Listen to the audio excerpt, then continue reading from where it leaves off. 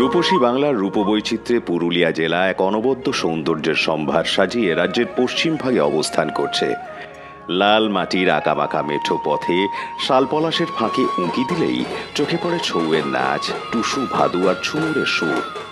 একদিকে মালভূমি অঞ্চলের ভূপ্রকৃতি, অন্যদিকে অনাড়ম্বর জীবনে অভ্যস্ত সরল সাদাসিধে মানুষ। এই দুইয়ের মিলনে পুরুলিয়া যেন ফিরে চল মাটির টানে। জেলার মূল হাতিয়ার পশ্চিমবঙ্গ সরকারের নতুন প্রকল্প মাটির সৃষ্টি। পুরুলিয়া সহ পশ্চিমাঞ্চলের আরও 5টি জেলায় এই প্রকল্প এক নতুন আশার বীজ বপন করেছে।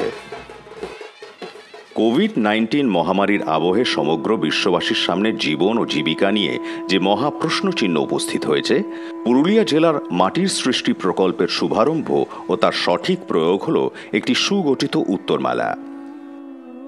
পুরুলিয়া জেলায় এই প্রকল্পের প্রথম পর্বের কাজ শুরু হয়েছে 2020 সালের মে মাস থেকে।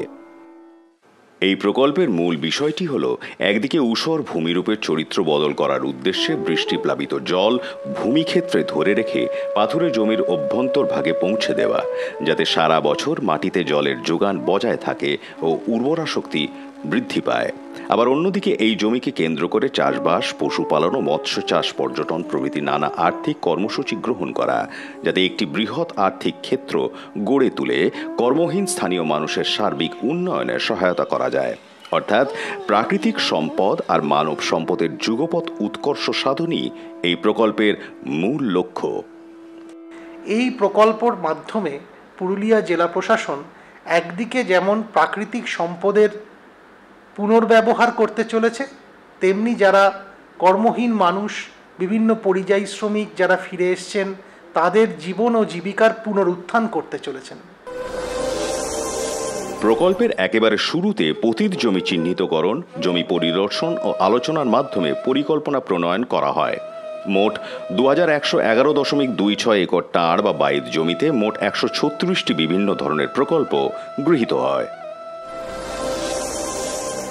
এই প্রকল্পটিতে যাবতীয় কর্মকাণ্ডের মূল চালিকা শক্তি হিসেবে কেন্দ্রবিন্দুতে রয়েছেন এক একটি স্বনির্ভর দলের বা কৃষকদের সংঘ, উপভোক্তা হিসেবে নয়, উদ্যোগপতি হিসেবে।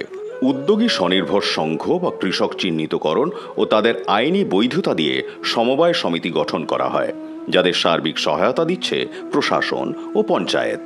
আজকে কোভিড-19 প্যান্ডেমিক যখন সারা বিশ্বে এক অন্ধকারের ছায়া নিয়ে আসছে, তখন পুরুলিয়া জেলায় মানুষ মাটি সৃষ্টি প্রকল্পের মাধ্যমে নতুন করে বাঁচার আশা দেখছেন, স্বপ্ন দেখছেন।